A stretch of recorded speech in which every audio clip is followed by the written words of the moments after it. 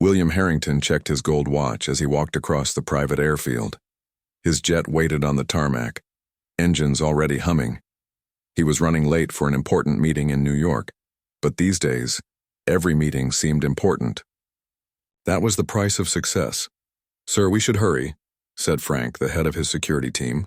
"Weather reports show storms developing along the flight path." William nodded without looking up from his phone. Another email about his daughter's condition, no changes, no improvements. The doctors remained firm in their assessment. Lily would never walk again. The car crash had severed her spinal cord at the L1 vertebra. Modern medicine had its limits. At 52, William had conquered the business world. His tech company, Horizon Industries, had revolutionized clean energy storage. Forbes listed him as the 5th richest man in America. He owned homes on 3 continents. But all his money and power meant nothing against his daughter's broken spine. "Mr. Harrington, your wife called again," said Diane, his personal assistant, falling into step beside him. "She wants to know if you'll be home for Lily's birthday next week." William felt a stab of guilt. "Tell her I'll be there. Cancel anything that conflicts." He hadn't been present enough since the accident.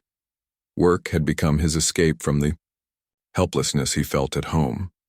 The small group moved efficiently across the tarmac, a well-choreographed routine they performed several times a week.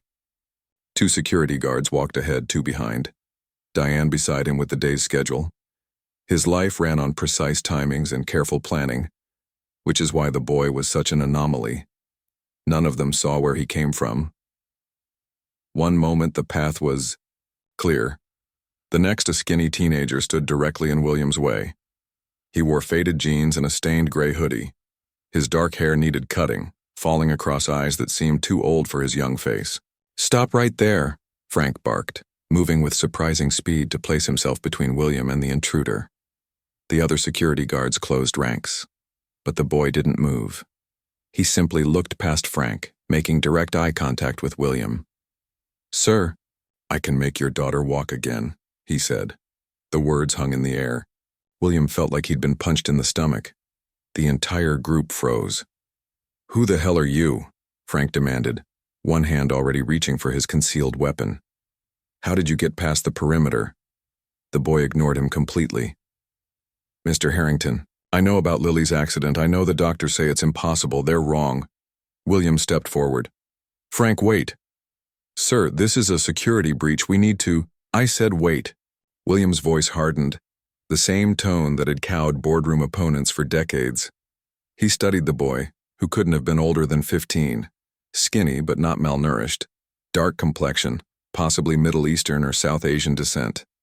No obvious signs of mental illness, just a steady, unnerving gaze. "How do you know about my daughter?" William asked. Diane touched his arm. "Sir, this is clearly some kind of scam. The jet is waiting." The boy opened his palm, revealing what looked like a mechanical insect, no bigger than a quarter. Metal gleamed in the sunlight, but not like any metal William had seen before. The object seemed to shift colors as it moved slightly. "It's tiny. Legs flexing. This can repair her spine," the boy said simply. Frank scoffed. "That's enough. Security breach on the east tarmac," he said into his radio. "Requesting immediate backup." "What is that thing?" William asked, ignoring Frank's exasperation. "Technology you don't have yet," the boy replied. "I'm not from here." "A foreign national?" Frank's voice rose. "That's it. Step back, Mr. Harrington." "Not from another country," the boy clarified, still looking only at William. "From another world." In any other circumstance, William would have walked away. He wasn't a gullible man. He hadn't built a billion-dollar company by entertaining every person with a wild story. But something about the boy's calm certainty made him pause. And then there was Lily, 12 years old and facing a lifetime in a wheelchair. Her smile gone since the accident, replaced by a quiet resignation that broke William's heart every time he saw it. "What's your name?" William asked. "Danny," the boy said. "And you expect me to believe you're—" "What? An alien?" Danny shook his head. "My ancestors were. I was born here in hiding. We've lived apart from your society for generations." Airport security was approaching now. two uniformed officers jogging toward them. "Sir, we need to go," Frank insisted. William made a decision. "Diane, call the pilot, tell him we'll be delayed." "Frank, tell airport security everything is fine." "Mr. Harrington." "Do it, Frank." William used the voice that ended arguments. Then he turned back to Danny. "You have 10 minutes to convince me you're not wasting my time." The boy nodded, seemingly unsurprised by this development. "I'll need longer than that. What I'm offering breaks every rule my people live by. But rules should be broken when children suffer needlessly." The metal beetle in his palm moved again, spreading delicate wings that caught the sunlight. "How did you find me?" "How do you know about Lily?" William pressed. "Your grief is very loud," Danny said simply. "Some of us can feel emotions from your kind. Yours called to me from miles away. A father's pain for his child." William felt exposed, vulnerable. The grief he'd been carefully managing suddenly raw and visible. "If you're playing games with me," he warned. "I'm not," Danny interrupted. "Take me to your daughter, let me show you." From the corner of his eye, William saw Frank's barely contained frustration, saw Diane's worried glance at her watch. His jet waited. His meetings wouldn't. The business empire he'd built expected his constant attention. But Lily had been waiting, too. Waiting for a miracle medical science couldn't provide. "Come with us," William said finally. "But understand this. If you're lying, if this is some elaborate scam, there isn't a place on earth you can hide from me." Danny closed his palm around the metal beetle. "Not a scam, Mr. Harrington, a choice. For both of us."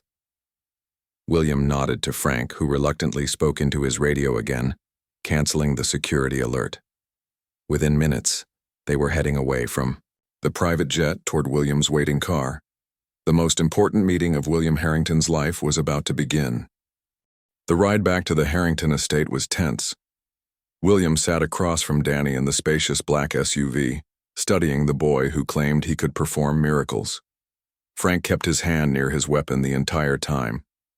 Diane made urgent phone calls, rescheduling meetings and appeasing angry business partners. "You realize how this sounds," William said finally, breaking the silence. Danny nodded. "I do. In your position, I wouldn't believe me either. Yet you expect me to trust you with my daughter." "No," Danny said. "I expect you to verify everything you can about me first. You're not stupid, Mr. Harrington. That's part of why I chose you." William raised an eyebrow. "You chose me? Your company works with advanced materials. You understand technology better than most. And you love your daughter enough to listen, even when what you're hearing seems impossible." The SUV turned through large iron gates and rolled up a long driveway lined with oak trees. The Harrington estate spread across 30 acres of Connecticut countryside, the main house a modern masterpiece of glass and stone. "Sir," Frank leaned forward, "before we go any further, I recommend we have the boy searched and the object in his possession secured and examined." William nodded. "Agreed. Danny, we'll need to check you for weapons and take a look at that device of yours." "I understand," Danny said, "but the medical tool stays with me. You can examine it, but it doesn't leave my sight." "Those aren't the terms here, kid," Frank growled. "Yes, they are," Danny replied calmly. "Without me, it's just a piece of metal. It responds only to people from my colony." William studied the boy again. There was an odd maturity to him, a confidence that seemed out of place in someone so young. "Fine," William decided. "We do this carefully." Inside the house, Danny submitted to a security scan. He carried nothing except the strange metal beetle and a worn leather pouch containing what looked like dried berries. The beetle itself defied analysis. The security team's equipment couldn't identify the metal. "It's not on the periodic table," Danny explained as a frustrated technician ran another scan. "At least not on yours." Patricia Miller, William's chief of security and former FBI agent, arrived shortly after they did. A tall woman with short, gray hair and sharp eyes, she took one look at Danny and pulled William aside. "Who vetted this?" she demanded quietly. "No one yet. That's why you're here," William replied.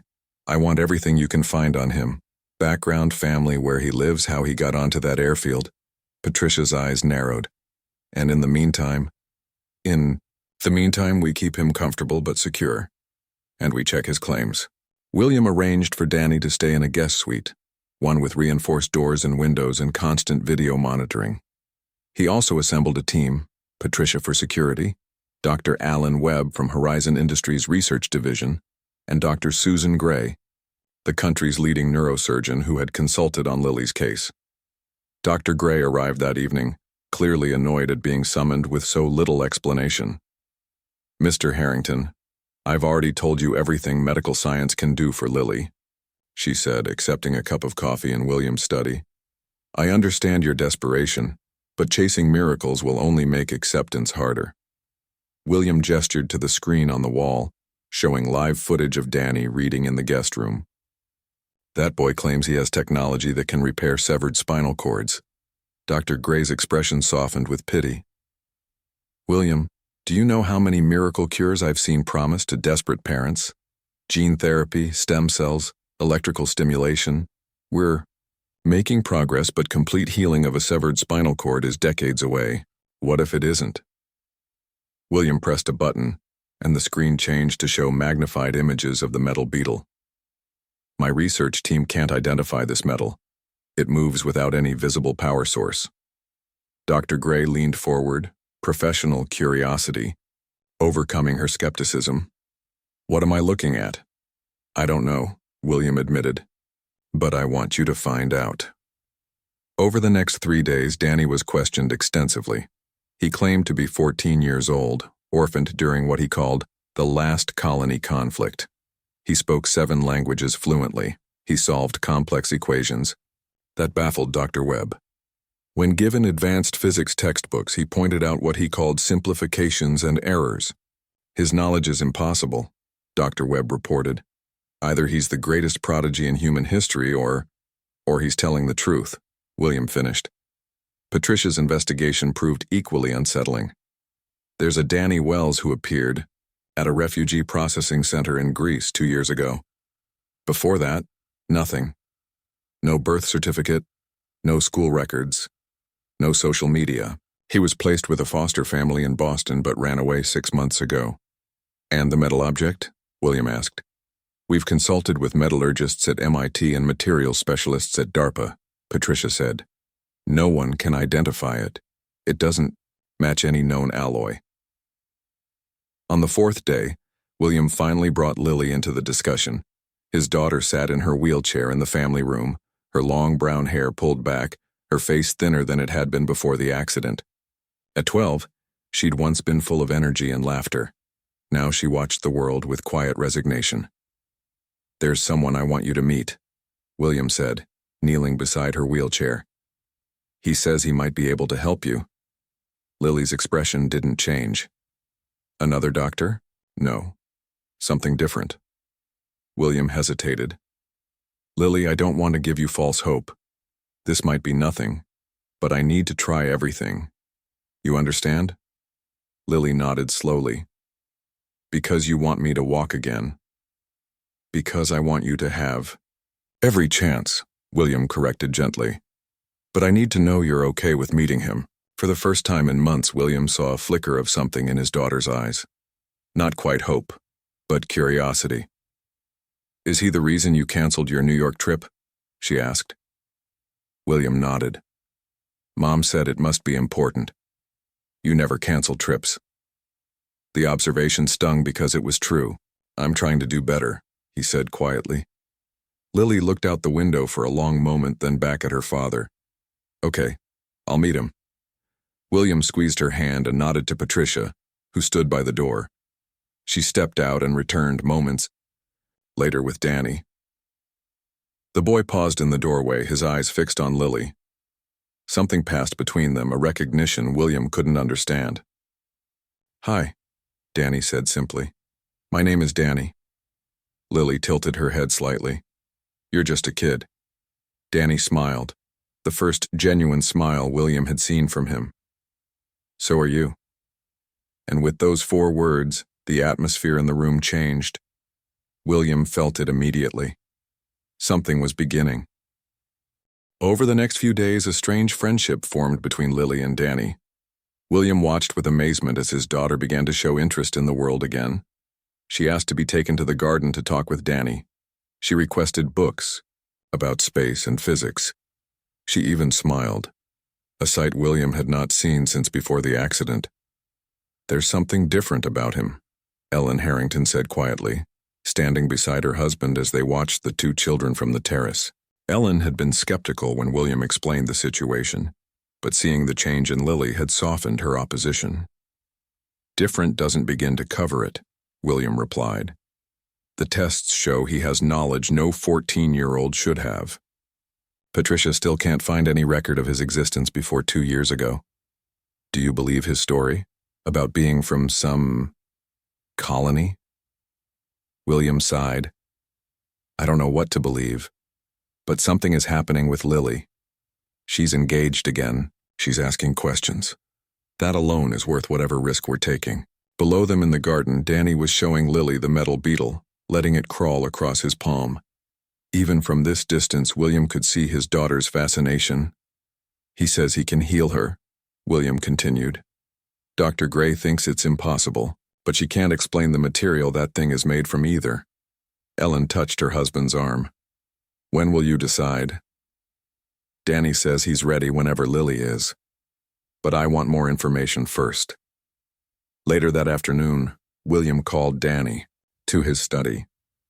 The room was lined with books William rarely read and awards he rarely looked at anymore. Success had lost its shine since his daughter's accident. "You've been here almost a week," William said. "Lily seems to like you." Danny nodded. "She's smart, smarter than most adults I've met. She says you've been telling her stories about where you come from." "Yes," she asked, so I told her. William leaned forward. "Tell me too." Danny sat quietly for a moment as if deciding how much to say. "The colony ship crashed here 10,000 years ago," he finally began. "The main part of the crew died. The survivors were the maintenance workers, people like my ancestors. They found a remote valley and settled there, keeping the technology safe." "For 10,000 years?" William couldn't keep the disbelief from his voice. "Yes. Waiting for humans to be ready." "Ready for what?" "To join the galactic community," Danny said simply. "Your species is developing quickly now. You're almost capable of interstellar travel, but your social development hasn't kept pace with your technological achievements." William laughed without humor. "So your people have been hiding, watching us grow up?" "Not hiding. Living apart. There aren't many of us left now. Less than 1,000. We protect the knowledge and technology until it's time." "And when will it be time?" Danny looked directly at William. "That depends on what happens here. With Lily. With you." William felt a chill run down his spine. "What do you mean?" "The technology I've offered breaks our protocols. I wasn't supposed to reveal myself or offer help. But I saw Lily's pain and yours, and I made a choice." Danny's voice grew softer. "The council will know what I've done. They monitor all use of advanced technology." "The council?" William asked. "Our leaders. They decide when and how we interact with humans." William studied the boy's face, looking for signs of deception. He found none. Either Danny believed every word he was saying, or he was telling the truth. "If what you're saying is true, why risk helping Lily?" "Why now?" "Because it's the right thing to do." Danny's answer was immediate. "Because your daughter deserves to walk. Because medicine exists to heal, not to be hoarded." William was silent for a long moment. "What happens to you if you help her?" Danny shrugged, but William could see tension in the movement. "I'll face judgment from the council, probably exile from the colony." "You'd risk that for a stranger?" "Wouldn't you? If you could heal someone with no cost to yourself except breaking an outdated rule?" The question hung in the air between them. William thought about the rules he'd broken to build his company, the corners he'd cut, the competitors he'd crushed. None of it had been for anything as noble as healing a child. "I want to meet with everyone involved," William said finally. Ellen, Dr. Gray, Patricia, and Dr. Webb. I want all the information and all the opinions before we make any decision about Lily. Danny nodded. That's reasonable. That evening, they gathered in the Harrington family room. Lily sat in her wheelchair beside her mother, watching as the adults debated her future. The medical theory makes no sense, Dr. Gray argued. Spinal cord regeneration requires a complex interaction of nerve growth factors, glial cell stimulation, and, with your technology, Danny interrupted politely. The nanites in the medical tool work differently. They rebuild the neural pathways directly, cell by cell. Nanites? Dr. Webb looked excited. You mean nanomachines? Molecular robots? Danny nodded. That's close enough. Even if this works, Patricia warned, there are larger implications. If this technology exists, governments will want it. Military applications alone. The tool only works for healing, Danny said firmly. It can't be weaponized, and it will dissolve after use. You won't be able to reverse engineer it. Ellen, who had been quiet until now, spoke up. What about side effects? Will it hurt Lily? No, Danny assured her. She'll feel a mild tingling as the nerves reconnect. Nothing more. William looked at his daughter. Lily, this is your body we're talking about. You've heard everything. What do you think? The room fell silent. Lily looked at each face in turn, then at Danny. I believe him, she said simply. I want to try. Lily, honey, Ellen began. We need to be certain. Mom, I've been stuck in this chair for 3 months. The doctors all said I'd never walk again. If there's even a small chance. William saw the determination in his daughter's eyes, a spark of the strong-willed child she'd been before the accident. I want to do it, Lily continued. Now, before Danny gets in trouble with his people. Danny looked surprised. You believe that part too? Lily nodded. You don't lie. I can tell. William exchanged a look with Ellen, a silent conversation between parents who had spent 12 years learning to read each other's thoughts where their child was concerned. Tomorrow morning, William decided, we'll set up monitoring equipment in the medical room here at the house. Dr. Gray, I want you present. Dr. Webb as well. He turned to Danny. One last thing. If this works, when this works, what happens next? Danny's expression was solemn. The council will take notice. They'll want to meet with you. All of you. And that means what exactly? Patricia asked sharply. That means, Danny said quietly, that humanity just took its first step toward the stars. Outside the windows, evening settled over the Harrington estate. None of them knew it then, but it was the last normal night any of them would ever experience. Morning arrived with a sense of anticipation that filled the Harrington house. Servants moved quietly, aware that something important was happening but not knowing exactly what. Security personnel checked and rechecked the property perimeter.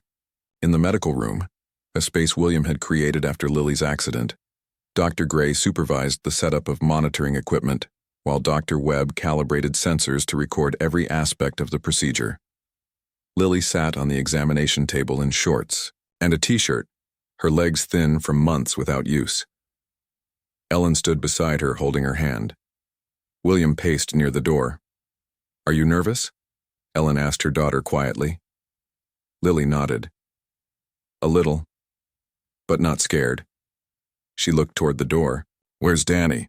As if summoned by her question, Patricia entered with Danny.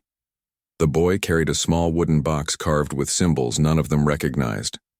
Everything is ready, Dr. Gray said, her professional tone masking her skepticism. We have baseline, readings of Lily's neural activity and vital signs.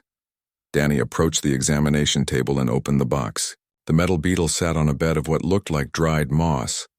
It moved slightly as if sensing it was about to be used. I need to explain what will happen, Danny said, addressing Lily directly. The medical tool will move along your spine. It will locate the damaged area and release nanites, tiny machines that will rebuild the connections. You'll feel a tingling sensation as the nerves reactivate. It might be intense, but it won't hurt.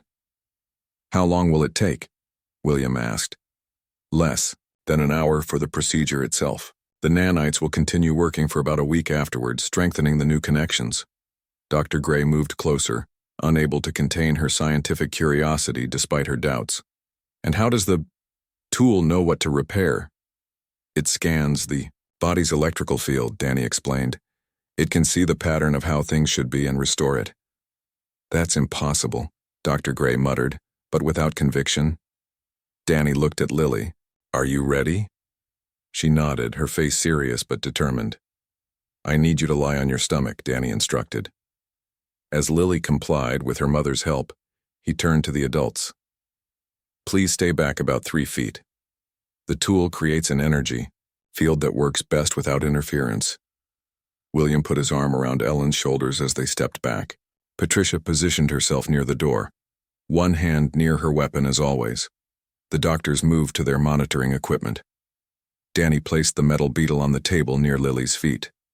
He spoke to it in a language none of them recognized, soft musical sounds unlike any human tongue. The beetle's shell shifted colors from bronze to a deep blue, and then it moved. Everyone in the room held their breath as the strange device crawled up onto Lily's ankle and began to move along her leg, leaving a faint blue trail of light behind. The monitors are picking up something, Dr. Webb whispered, staring at his screens. An energy signature unlike anything I've seen before.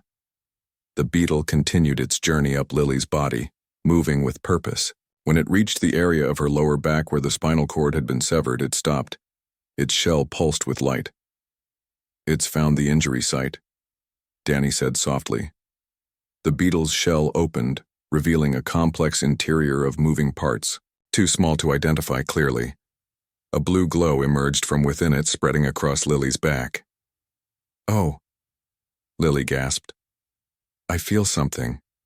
Like pins and needles, but deeper. Ellen moved forward instinctively, but William held her back. Let it work, he whispered. Dr. Gray was rapidly taking notes, her expression a mixture of disbelief and wonder. The neural activity monitors are showing impossible readings. There's regeneration happening at the injury site. For nearly 20 minutes they watched in silence as the beetle worked. The blue glow spread along Lily's spine, sometimes brightening, sometimes dimming. Lily occasionally reported sensations, tingling, warmth, brief flashes of what she described as electric feelings down her legs. Then, without warning, the beetle closed its shell and began moving back down Lily's body, retracing its path. Is it done? William asked. Danny nodded. The initial repair is complete. The nanites will continue working, but the main connection has been restored. The beetle crawled back into its box. Danny spoke to it again in that strange language, and its lights dimmed. Lily, Dr. Gray said, moving to the examination table. Can you try to move your toes for me? The room fell silent again. Lily's face scrunched in concentration. For a terrible moment, nothing happened. Then her right foot twitched. Ellen gasped. William felt his knees weaken. Patricia's professional demeanor cracked as her mouth fell open, in shock. Again, Dr. Gray urged, her voice trembling. Both of Lily's feet moved this time, her toes curling and uncurling. I can feel them, Lily said, wonder filling her voice. I can feel my legs. Dr. Gray quickly began testing reflexes and sensation, moving a pin along Lily's legs and asking where she felt it. Each correct answer caused the doctor's eyebrows to rise higher. This is medically impossible, she finally declared, straightening up. The nerves are reconnecting. The damage is healing. Can I try to stand? Lily asked eagerly. Danny stepped forward. Not yet. The connections are new and fragile. You should wait at least 12 hours before putting weight on your legs, and even then, only with support. William approached the table and knelt beside his daughter. How do you feel, sweetheart? Lily's face shone with joy as she reached down and touched her own thigh. I can feel my hand, Dad. I can feel it. William looked up at Danny, unable to speak past the lump in his throat. The boy nodded slightly, understanding the gratitude William couldn't express. Dr. Webb was examining his equipment, shaking his head in disbelief. The energy readings are like nothing in our databases, and there's a strange electromagnetic pulse still emanating from the injury site, like a beacon. Danny's head snapped up. A beacon? Yes, a regular pulse of energy every few seconds. Danny's face paled. He looked out the window at the clear morning sky. They know. They're coming. Who's coming? Patricia demanded, immediately on alert. The council. Danny's voice was barely above a whisper. I didn't think they'd respond so quickly. William stood, instantly protective. What does that mean for us? For Lily? It means, Danny said, meeting William's gaze steadily, that you need to prepare to meet them. Today. They'll want to know why I broke protocol, why I revealed our technology to humans. And what will you tell them?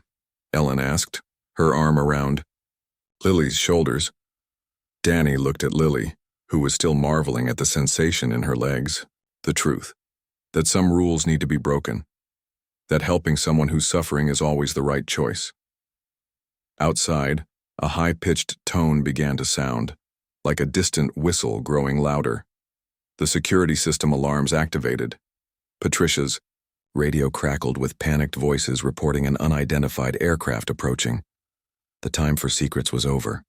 Chaos erupted throughout the Harrington estate. Security personnel rushed to defensive positions. Patricia barked orders into her radio, coordinating a response to the unknown threat. Through the windows, William could see his guards pointing weapons skyward. Everyone stay calm, William commanded, taking charge as he always did in a crisis. Danny, what exactly can we expect? Danny moved to the window. They won't harm anyone. They're here to observe and evaluate. Evaluate what? Dr. Gray asked, still hovering protectively near Lily. Whether humanity is ready, Danny said simply. Outside, the high-pitched tone grew louder until it was almost painful. Then suddenly it stopped. In the silence that followed, a circular shape became visible in the sky above the estate. It wasn't large, perhaps the size of a small car, but it shimmered with the same strange metallic quality as Danny's healing device. Sir, Patricia called from the doorway, our weapons systems are offline. All electronics within half a mile have stopped working. Except the medical equipment, Dr. Webb noted, pointing to his still-functioning monitors. They're being selective, Danny explained. They don't want to harm Lily's healing process. William looked from the window to his daughter, who was watching the unfolding events with wide eyes but surprising calmness. What happens now? Now we meet them, Danny said. All of us, but especially you and Lily. You're why I broke the rules. I can't walk yet, Lily reminded them. We'll use the wheelchair one last time, Ellen said, trying to sound brave. The floating craft descended slowly, landing on the perfectly manicured lawn of the Harrington estate. No door or hatch was visible. On its smooth surface, for several long minutes, nothing happened. Should we go out to them? William asked Danny. The boy shook his head. They're scanning the house and everyone in it, learning your language, reading your electronic records. They'll come to us when they're ready. 5 minutes later, Patricia reported that the craft had opened and 3 figures had emerged. They're not what I expected, she said, her professional composure slipping. When the visitors entered the medical room, William understood Patricia's reaction. They stood about 5 feet tall, with slender bodies and large almond-shaped eyes. Their skin had a faint blue tint, and they wore simple gray clothing that seemed to shift and move like liquid. But what made them truly strange was how familiar they looked, as if someone had taken the human form and made subtle but significant adjustments. They're like us, Lily whispered. We evolved on similar worlds, Danny explained. Parallel evolution. The tallest of the 3 visitors stepped forward and spoke in perfect, unaccented English. I am Coordinator Naren of the Earth Colony Council. We have come because protocol has been broken. The coordinator's eyes fixed on Danny. Technician 3rd level Danny, you have revealed our existence and shared restricted technology with untested humans. Danny stood straight, showing no fear. I accept responsibility for my actions, Coordinator. The penalty is exile from the colony. I understood that risk, Danny replied. William moved forward. Excuse me, Coordinator. Danny helped my daughter when no one else could. If you want to punish someone, punish me. I'm the one who brought him to our home. The Coordinator's large eyes studied William carefully. Your culpability is minimal, William Harrington. You acted out of love for your offspring, a motivation we understand. The alien's gaze shifted to Lily. May I approach the child? Ellen tensed, but Lily nodded. Yes. The Coordinator moved with fluid grace to stand before Lily's wheelchair. The medical nanites report successful nerve regeneration. You will walk again, Lily Harrington. Lily smiled. Thanks to Danny. Yes. The Coordinator turned to face the others. Which brings us to the question of why we are here, not merely to discipline Danny, but to evaluate what his actions have begun. What do you mean? Dr. Gray asked. For 10,000 years we have watched humanity develop. Your species has great potential, but also great capacity for destruction. We have debated for centuries whether to make contact, whether to share our knowledge. The Coordinator gestured to Danny. This young one forced our hand. By helping this child, he created a connection that cannot be undone. The question now is what comes next. William stepped forward. What options are you considering? There are 3, the Coordinator explained. First, we could remove all evidence of our existence. The nanites in Lily's spine would complete their work, but your memories of us would be erased. No, Lily said firmly, surprising everyone. That's not fair to Danny, or to us. The Coordinator inclined its head slightly. The second option is limited contact. Danny would remain with you as a liaison. Certain medical technologies might be shared, under strict controls. And the third option? William asked. Full disclosure. We reveal our existence to your world. Leaders, begin the process of introducing humanity to the wider galactic community. William looked around the room, at the faces of those whose lives had been changed forever by a chance encounter at an airport. That's a decision with implications far beyond this room. Indeed, the Coordinator agreed. Which is why we would like to hear your recommendation. Danny chose your family for a reason. He sensed something in you, a capacity for understanding, for compassion. Ellen joined her husband. If you've been watching humanity, you know our history. We don't always handle differences well. We know, the Coordinator said softly. We have seen your wars, your prejudices, but we have also seen your art, your music, your capacity for love. I think, Lily said suddenly, that we're ready to try. Not everyone will accept you right away. Some people might be afraid, but hiding forever isn't the answer. The room fell, silent as the Coordinator considered Lily's words. Finally, the alien nodded. Out of the mouth of a child, truth. We will begin with limited contact. Danny will stay as our representative. Your government will be informed, in a controlled manner.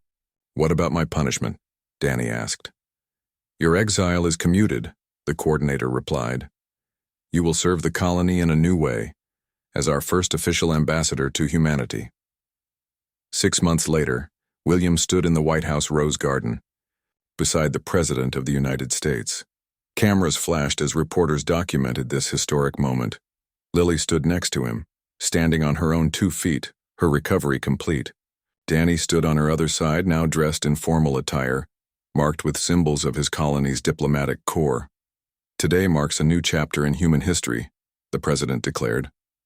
Our first official diplomatic relations with representatives from beyond our world. As the cameras recorded every moment for posterity, William caught Lily's eye and smiled. His daughter, once broken, now healed, smiled back. Was it worth it? He whispered to Danny.